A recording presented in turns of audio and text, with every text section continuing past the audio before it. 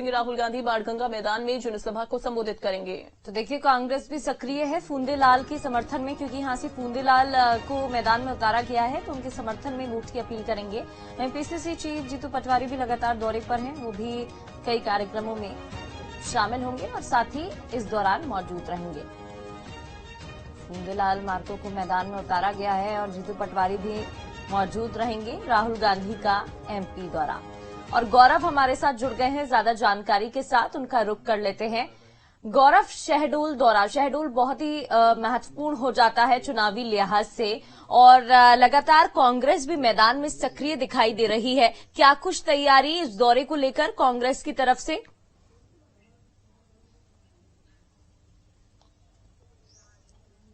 देखिए, बिल्कुल बहुत ही महत्वपूर्ण दौरा आज का हो जाता है। राहुल गांधी आज मध्य प्रदेश के दौरे पर रहेंगे और दो महत्वपूर्ण जिले जहां पर आज उनकी सभाएं होनी है।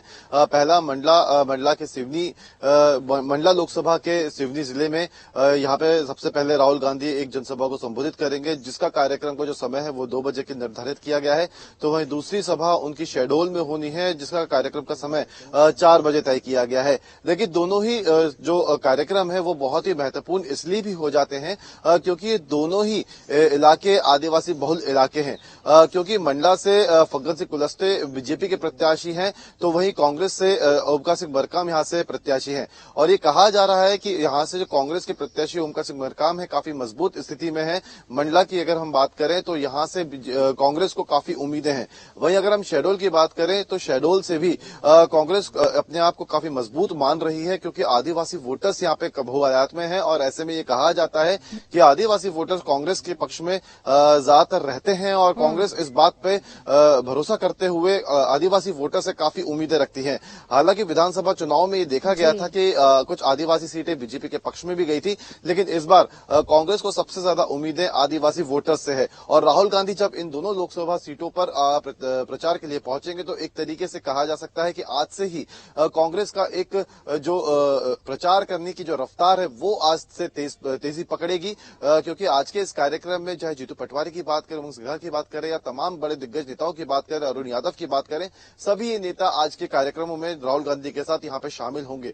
और यहाँ से ये मैसेज पहुंचाने की कोशिश की जाएगी कि आला नेताओं का सपोर्ट कार्यकर्ताओं को है, क्योंकि विधानसभा चुनाव के बाद कांग्रेस के कार्यकर्ताओं का मनोबल काफी टूटा था। और अब आज जब राहुल गांधी इन लोकसभा सीटों पर प्रचार करने के लिए मध्य प्रदेश पहुंच रहे हैं तो कहीं ना कहीं कार्यकर्ता भी उत्साहित नजर आ रहे हैं। ऐसे में राहुल गांधी के इस दौरे को कांग्रेस कितना आगे चलकर भुना पाती है ये देखना होगा, कि कांग्रेस के सामने काफी सारी चुनौतियां हैं। क्योंकि 29 लोकसभा सीटों में से केवल छिंदवाड़ा ही एक ऐसी लोकसभा सीट है जो कांग्रेस के पास थी।